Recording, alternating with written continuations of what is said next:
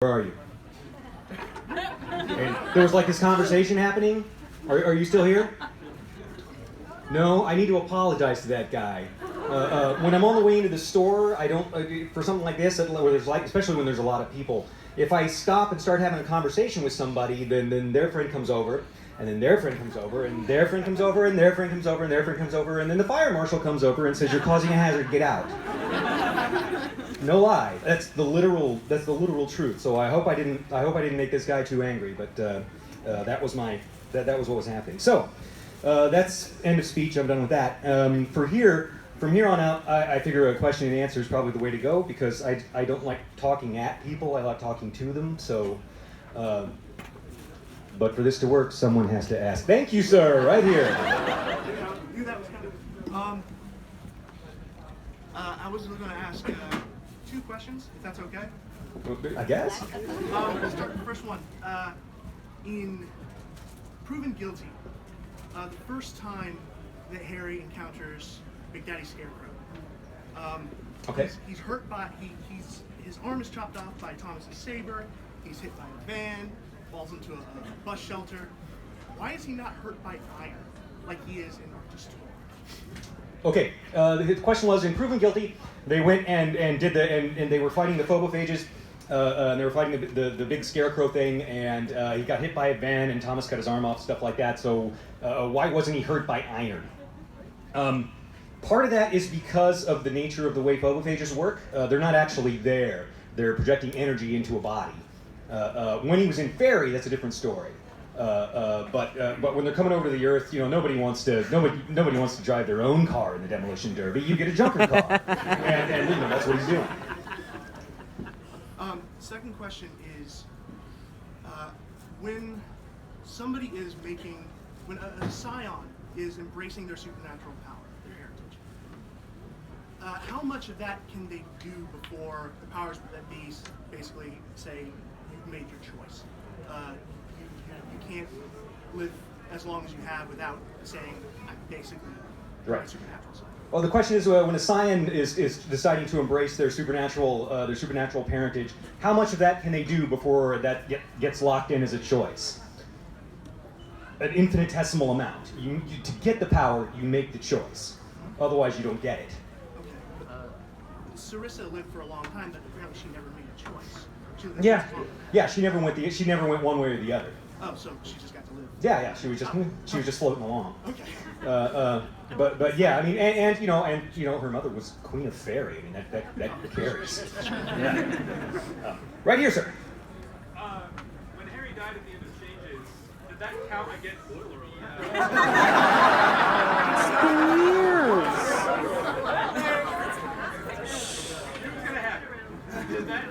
I think you're the biggest guy here. You should be fine. Did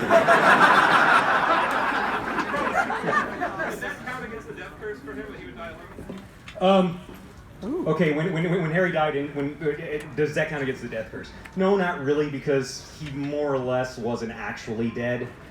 He was just on life support, and so far gone that his spirit was out floating out there somewhere. Basically, Mab was just maintaining the silver cord that entire time until the wizard metabolism could start healing him back up. Right here, you were fastest. Will Ebenezer ever learn of his relationship with Thomas? Will Ebenezer ever learn of his relationship with Thomas? Man, I mean, I built it like that so that it would be awful when it happens someday. I mean, that's I have to plan that. I'm like this wannabe, god of mayhem. But yeah, I mean, basically, it's my job to when I'm putting the story together, it's my job to ask, and how can I make this worse? And how can I make this even worse? Like that. But yeah, I mean, it's coming up. Right here. Harry's, the mother, the grandmother, and the maiden. And my question is, Mab had sex with a bunch of people, and Yeah? sorry. Oh no, Maeve didn't. Maeve didn't. What about Lily and Rick? No, they don't do that. They don't have sex. Well, they don't have intercourse. I thought it was implied in the other book. Yeah, very strongly implied. Kind of ugly for Molly when she finally got there, you know. Because you could have thought, well, at least she'll be having lots of sex. It's like, turns out, nope, not even that. You know, not. Clotho? What's that? Because she's Clotho? Oh yeah, in that particular triad, she's the maiden figure. Yeah. Here. I'm just curious, are we going to get more backstory on Mac? Are we gonna get more backstory on Mac?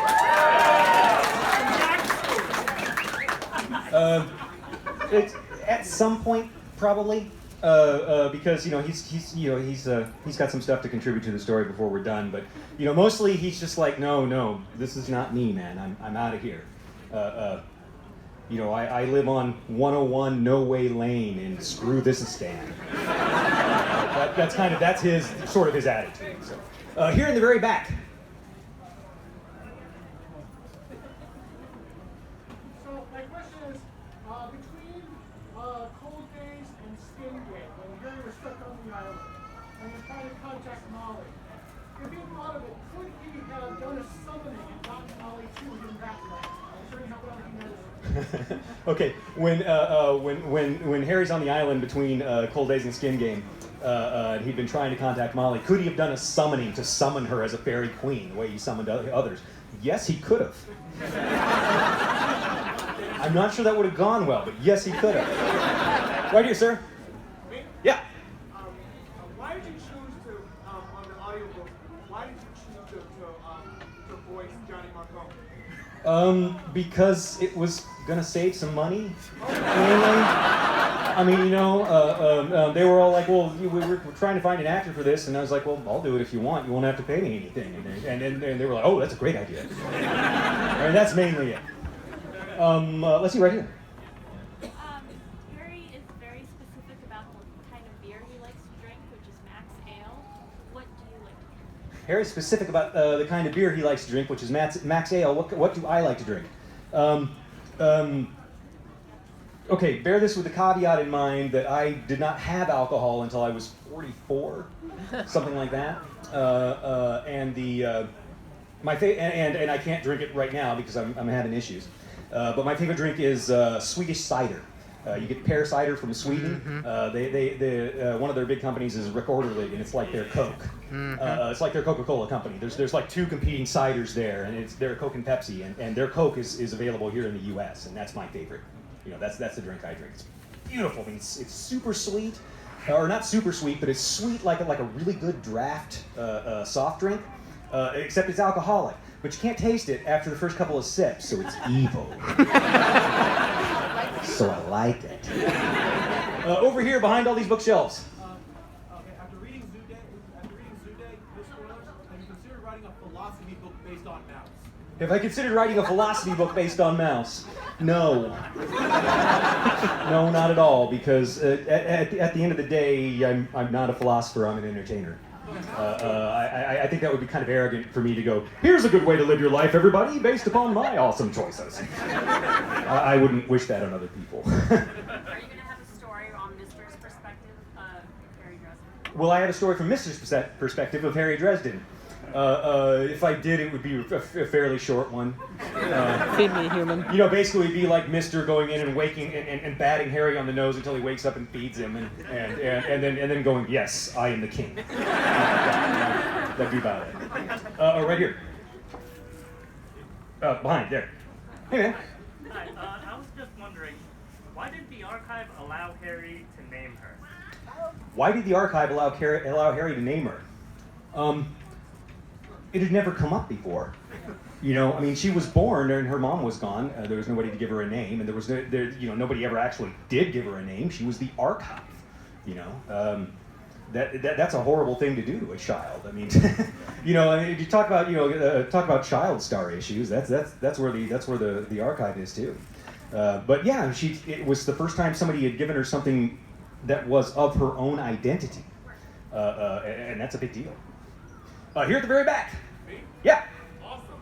You've gone over like the red cord, the black cord. Do you intend to touch upon the jade cord? No.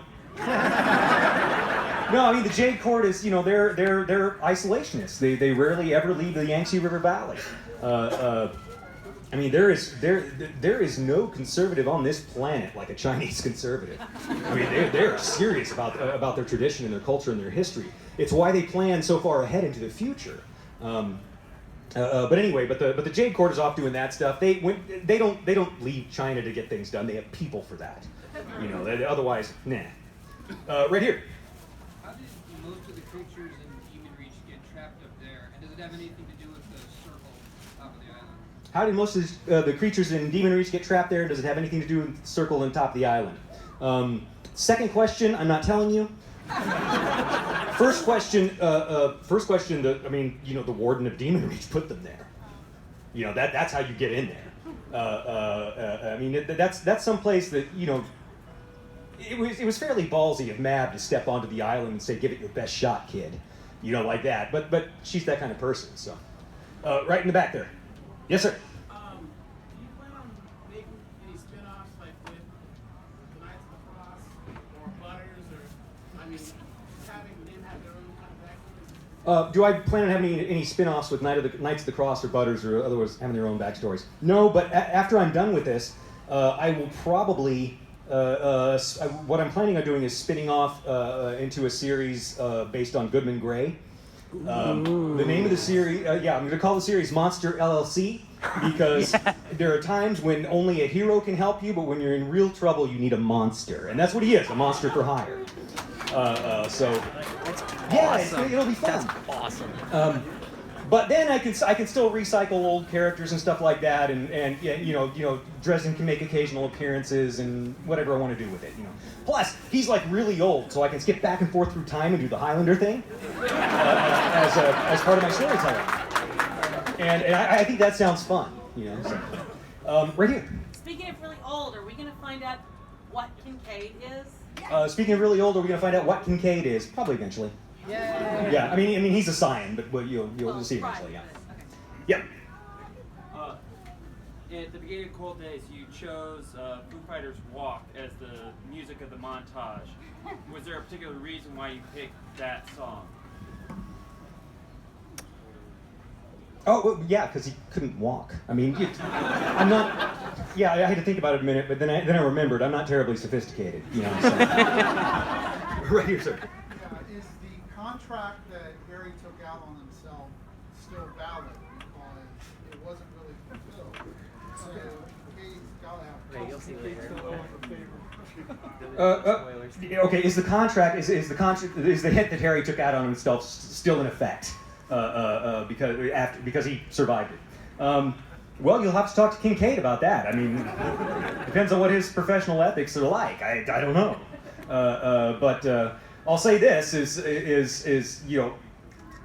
I'll have to. You don't know the backstory about what happened during that. I'll have to write it in as a vignette somewhere, or I'll just write it and put it online. You guys can read it then. Yeah, right here. So I was looking through your female characters for ideas about characters of portraying, and I realized there's an awful lot of them, and by that I mean almost every single one of them ends up being tall, hot, athletic, blonde, etc. And I was wondering what your plans are about involving female characters. Obviously, immortals are going to be tall, hot, blonde, athletic, etc. But as far as any mortal characters becoming introduced, do you plan on adding more diversity in characters? I'm planning on writing the story that I want to write, and the story that appeals to me, and the story that I think will sell well. So no, man, that's not something I start planning into my writing process. That kind of thinking, I think, is when you're trying to put your political priorities in, you can't tell the story as well. You should never preach harder than you can entertain, and I don't like preaching. I don't have a good question yet, either. Okay. Is the character Binder a sort of not so subtle caricature of the author Charles Stross for what he did to the Dresden Files in this book, The Rhesus Charm? Is the character Binder based on Charlie Strauss? No, I like Charlie, but he's more based on Badger from Firefly. So. And you've had your hand up for like a while. Oh, thank you. Hi. I wanted to ask if I was reading this correctly. Why did Batarang take the form of Kringle? Maybe I read that wrong. Okay. Why did Batarang take the form of Kringle? But like where? You mean like just generally speaking? In Cold Days. Well, did he do that? Was he doing that the whole time, or was that just in Cold Days? Well, I mean, he's always Kringle when Kringle's around, but okay. In Cold Days, let me think here. In Cold Days, okay, when he's acting in his role as Kringle, he takes on the Kringle aspect. And when he's doing that, he's got all like the power of a major Lord of Fairy, but he's also beholden to Mab while it's going on. Mab's no dummy though, so she knows not to go ordering him around. But they do talk and have like strategy sessions and stuff like that. Okay. But Kringle's the Kringle is what Odin does to keep from dying of old age. Oh. Yeah. What is my writing process like? Confused. Generally, the way I work is I'll sit down and I will start working on, I'll start working on an outline. I'll get that all done, and I'll be sure that I know the beginning of the story, the end of the story, and a big flashy bit in the middle. And usually there's some one-liners I'm going to drop in along the way. And then I start writing it. When I sit down to write, I write a chapter at a time. I write it in order. And I'll go through and the real problem that I have is that I've got like this backwards writing process where other people are like, just get it on the page and then you can edit it and refine it and so on. And I don't work like that. It doesn't work for me.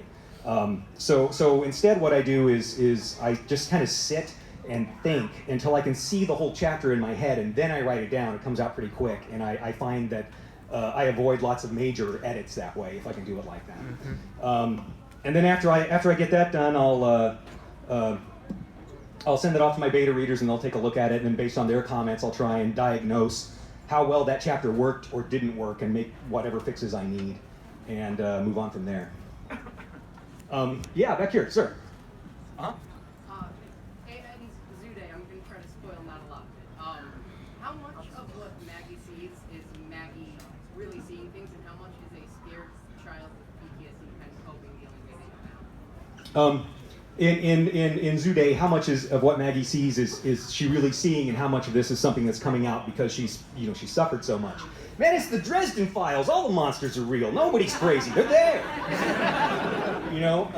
It's just but yeah, I mean, it's real stuff. But it's something I'm kind of setting up for the young adult. There's a young adult series I want to do. Just probably 5 or 6 little books in a young adult series of Maggie going off to the school where all the supernatural kids go. And it'd be like my take on Hogwarts, but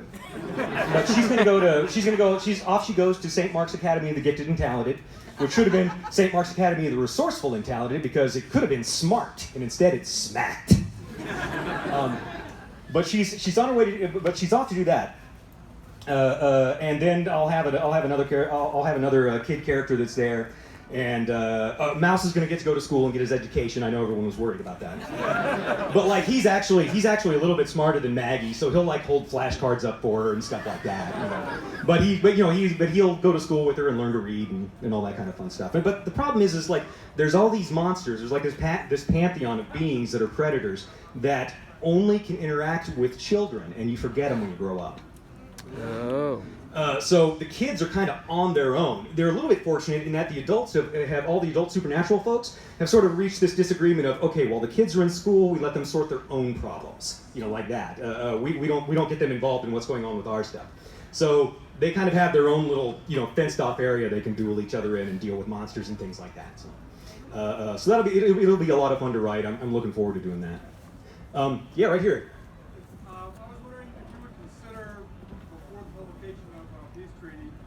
Maybe an online synopsis of what's happened is important? An online synopsis of what? I'm sure there's fans that can do that a lot better than me. I've got no idea what happened. I mean, I go to the fan Wikipedia when I need to look up something for the books. No, seriously, you guys are, you guys, you've only seen the one version of the books. By the time I get done writing, I mean, even with the way my goofy process is, I've seen 8 or 9 or 10 slightly different versions of the same story. And I don't always remember what things got changed and what things didn't. Who died, who didn't. Because, over 15 books, 15 times 9, I've got to keep track of that many. And in my head, the Dresden Files, it's not the one storyline like you guys have. It's this cloud of alternate universes kind of running along together, and I'm not sure which one we're in at any given time. That's why I have beta readers to help me out. I mean, it's the most frustrating thing. I'll get done with like a good scene or something and put it up, and then the beta readers will read it. Man, this was awesome, except you killed this guy 2 books ago. That's right, I did kill him. The very bad. Yeah. Quick shameless plug. Your audiobooks are so good that I put extra miles on the cards. I've been in the middle of a chapter and I have to keep going around my neighborhood saying I can't. Yeah, but that's hardly even me. That's Marsters. Yeah. That was gonna be my question. Did you play any part when they started to become audiobooks of James Marsters being cast as Harry? Yes. They called me. It was a smaller audio publisher, Buzzy Multimedia, called me and they said, we want to do audiobooks. And what I heard was, we want to pay for your family's health insurance for 6 months. And I was like, okay, great. And then they called me back a week later and said, we're going to get Spike from Buffy the Vampire Slayer to read it. And I said, that'll do. I didn't hear any of that. Start over. Did you find out with the books continuing on that if you write or you look at the book, do you hear James or do you have your voice of Harry in your head that stays consistent the whole way? Oh, no, I don't hear James. I mean, I've listened to maybe half of the audiobooks because, it's perhaps less entertaining for me. Yeah. Okay, here, right here. Yeah. Okay, maybe I'm just delving too far into the web, but are we ever going to get, whether it's in a vignette or whether we do a whole nother spin-off, Margaret Le Fay and how she kind of became Margaret Le Fay? Because I'm genuinely curious, and I would read that in a heartbeat. Yeah, would I do a spin-off with Margaret Le Fay talking about her story?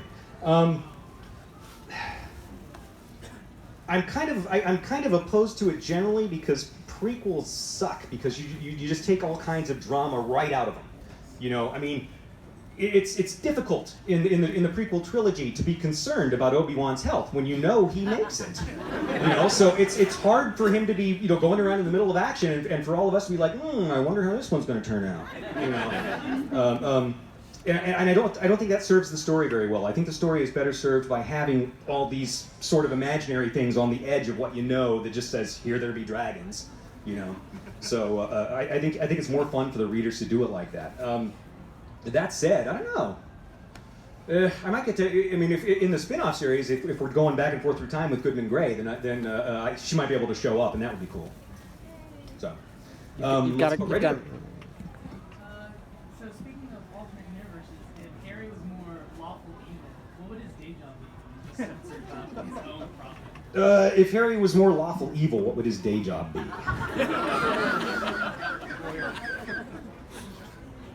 Man.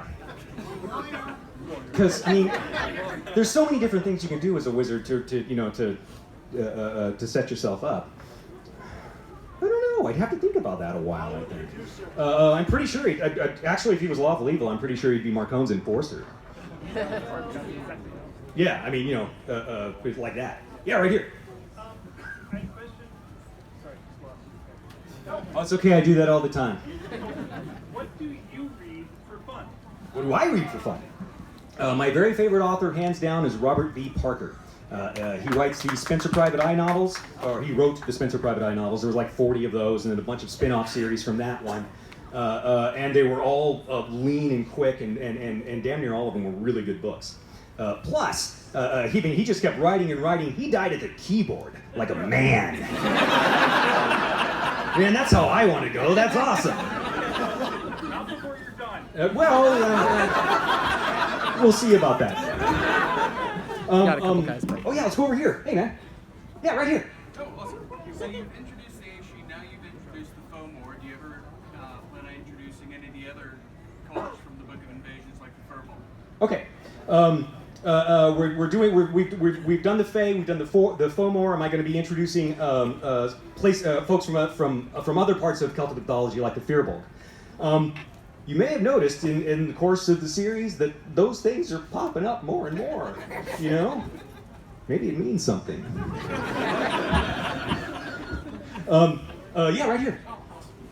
Yeah, to go off his thing, do you have any plans for including like characters from or items from Hindu mythology?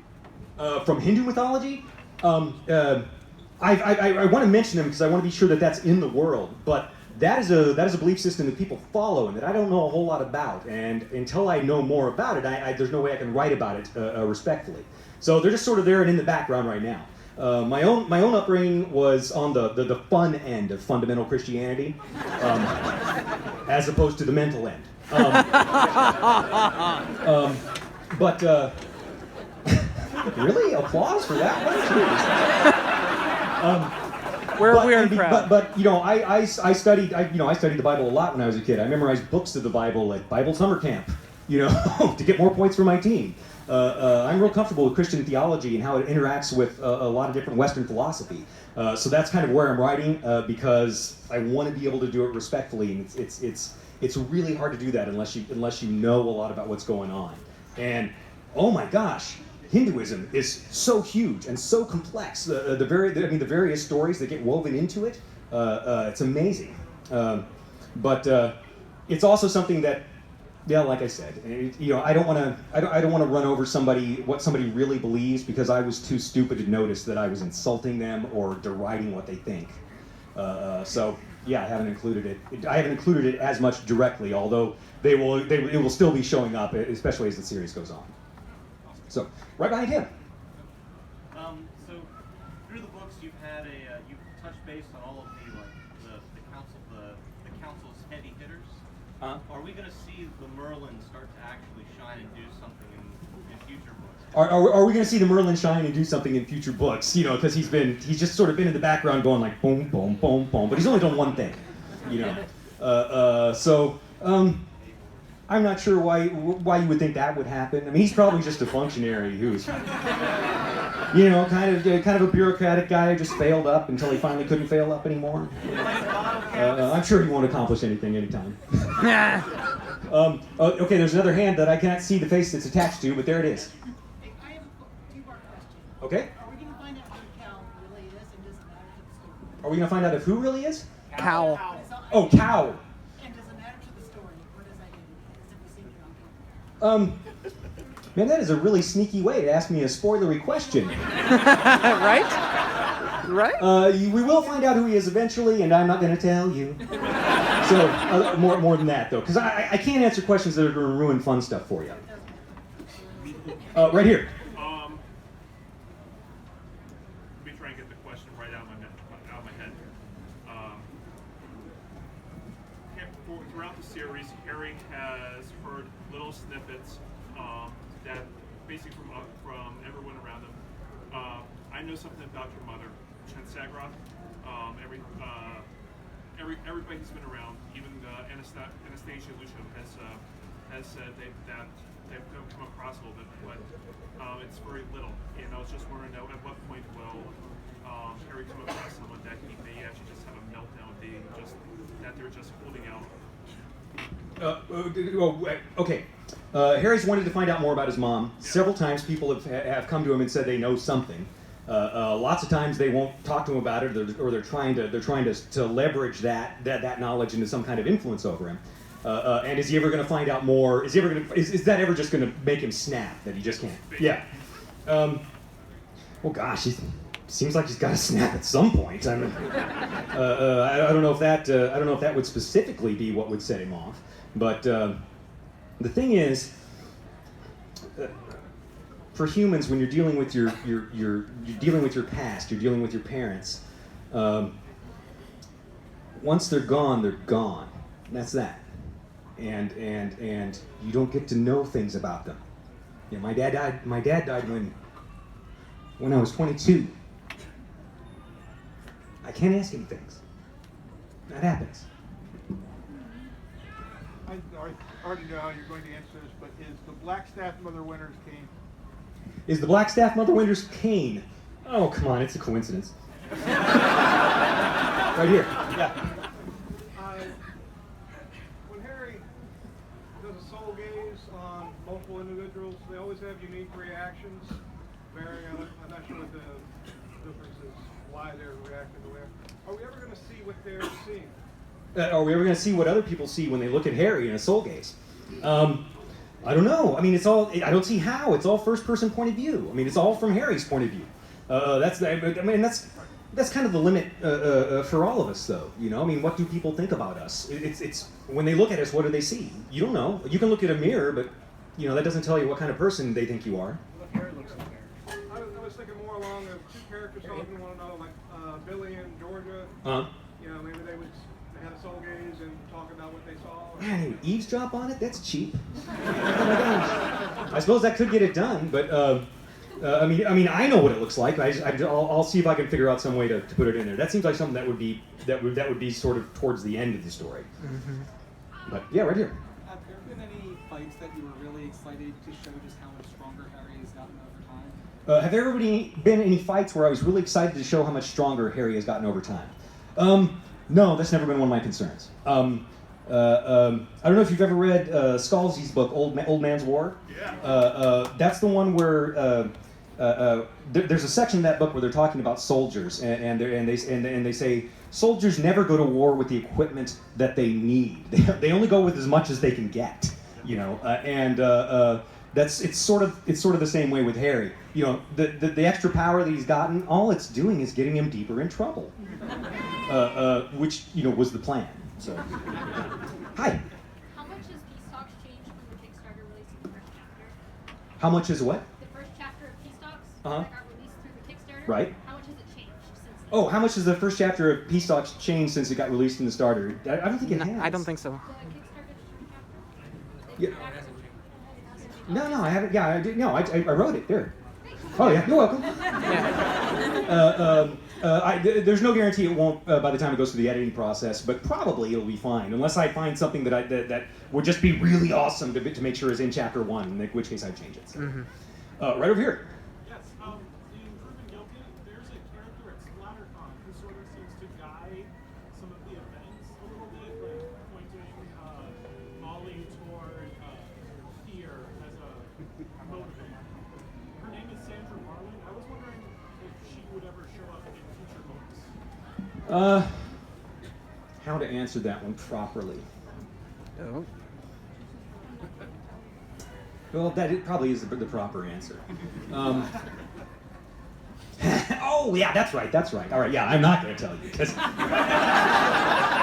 it's way better to find out the other way. Green shirt. Was Officer Murphy named after the Officer Murphy in the Busy Day Richard Scarry books? Officer Murphy in the what? The Richard Scarry Busy Town. Oh, okay. Was Officer Murphy named after Officer Murphy in the Richard Scary Town something Town books? No. She was named after Murphy from RoboCop. With the short, cute, looks like your favorite Aunt blonde girl who's like, Murphy, it's you. Good. I'm not sophisticated, guys. I just grab it when I see a character I want. Give me that. Right over here.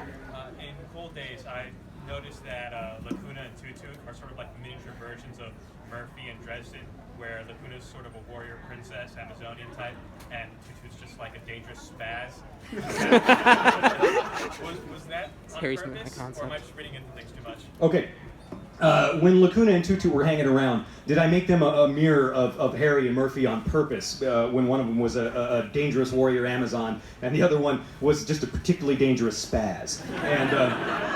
And the answer is I didn't do it consciously, but I might have been, there might have been some leftover English major stuff happening, when I wasn't looking.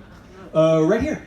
Hi, I'm a former Canadian, and I'm wondering how much of your dialogue you get from the LARPing. How much of my dialogue do I get from the LARPing? Yeah, I know in the SCA I've heard a lot of banter, like what they have, what dialogue that goes on in the books.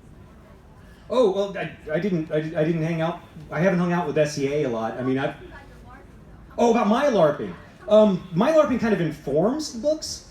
Because, I mean, for example, I know what it's like to be crouching in the frost-covered brush at 6 in the morning, waiting for somebody to come down a trail so I can ambush them. From LARP. But I mean, mainly the only thing the only overlap between LARP and Dresden Files is the snark, because I will snark at people there. When I'm playing a different character, I can do that. When it's me, not so much.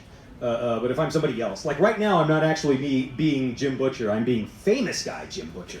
I mean, there's like a costume and everything. It makes it easier for me to deal with people because in real life, I'm kind of like a hermit who just wants to be at home and gets nervous when the phone rings and that kind of thing. So. Right here. Why did you choose to set the books in Chicago? And how familiar with Chicago were you before the series started? Why did I choose to set the books in Chicago, and how familiar was I with Chicago before the series started? I set them in Chicago because my writing teacher would not allow me to set it in Kansas City, which was the town that I actually know. She says, pick a different town, and there was a globe. There was a globe on her desk, and I looked at it, and on the globe, there's 4 cities. There's Los Angeles, which I didn't want to use for the Dresden Files because it's Los Angeles. There was New York, which I didn't want to use for the Dresden Files because all the editors live in New York, and you will be endlessly edited on everything you get wrong, and they will be frustrated with you, and so I didn't want to do that. DC was one of the other cities that was there, and I didn't want to set it in DC because if you set it in DC, you gotta write politics. And so there was one city left, and it was Chicago, and I said, how about Chicago? She says, fine, Chicago, whatever, just not Kansas City. You're already walking close enough to Laurel Hamilton's toes that you don't need to set your series in Missouri. Right here. Okay, so I know you did a short story for the Monster Hunter series. In your mind, do they take place in the same universe? Does Dresden Files and Monster Hunter take place? Oh no, they can't take place in the same universe. Oh my God, do you know how much Puff Harry would be worth? My God! Yeah, that would, yeah. Oh wow, yeah, he wouldn't make it long. There's too high a bounty on him. Right here. What made you decide to write Copy as the disabled character? To write which? Copy from the Oh, what made me decide to write Tavi as a disabled character? Because I wanted to do, I wanted to at least, I mean, I was writing a fantasy novel, a Swords and Horses fantasy novel. And it starts off with somebody on a farm that's actually royalty but doesn't know it because that's where fantasy novels start. I didn't write it. I don't make the rules here, people. That was Tolkien. But then while we were doing that, I also wanted to change the formula a bit. And so instead of him being more awesome than everybody, I wanted him to be less awesome than everybody, and for it to make him a stronger and better person because of it. That was why I chose that for Tavi, so that when, by the time he's finally First Lord at the end of everything, he's been all over where people are. He knows what it's like to suffer. That's something you kind of want in a king, Yeah, right here. When you do the creation process, are they synthetic, organic? How do you generate a character? How do I generate a character? I use a Dungeons and Dragons character sheet.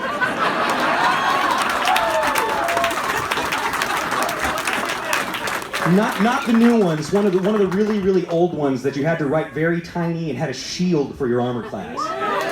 Those sheets. So yeah, I mean, and I'll just kind of say, okay, let's go, and occasionally I'll roll dice for their attributes, man.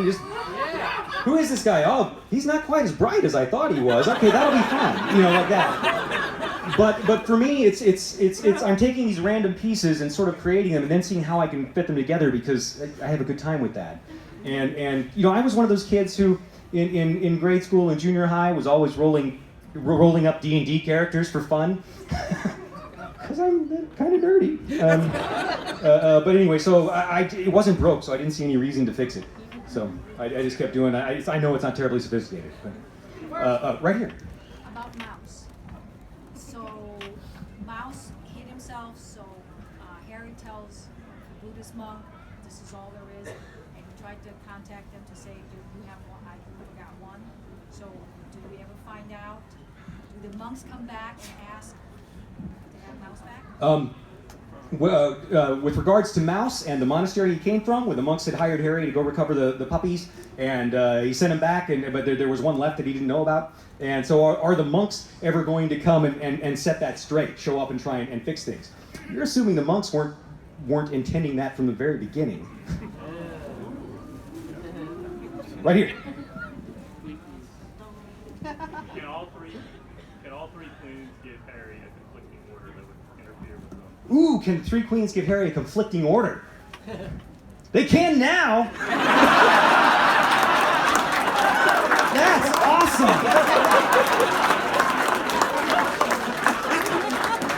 You people brought this on yourselves.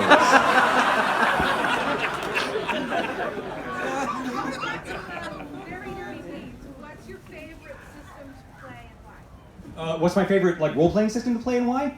Warhammer Fantasy Roleplay, the original edition, not the Green Ronin one. The original edition is dark and weird and oddly, quirkily funny in some instances, and I started playing it when I went to college and just never gave up. I mean, it's a wonderful game. Right here. Another writing process question.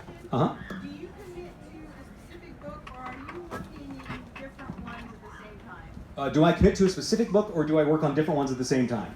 When I work on different ones at the same time, they end up paralleling each other very strongly. Yeah, so I try and only do one book at a time. Also, I just, I'm not really super OCD, just enough that just do it in order, just get it in the right order. I mean, for crying out loud, it should be CDO, that's alphabetical. Wait, let's go over here. Yeah, glasses, sunglasses, right here, yeah. A lot of the characters are defined by tragedies in their past.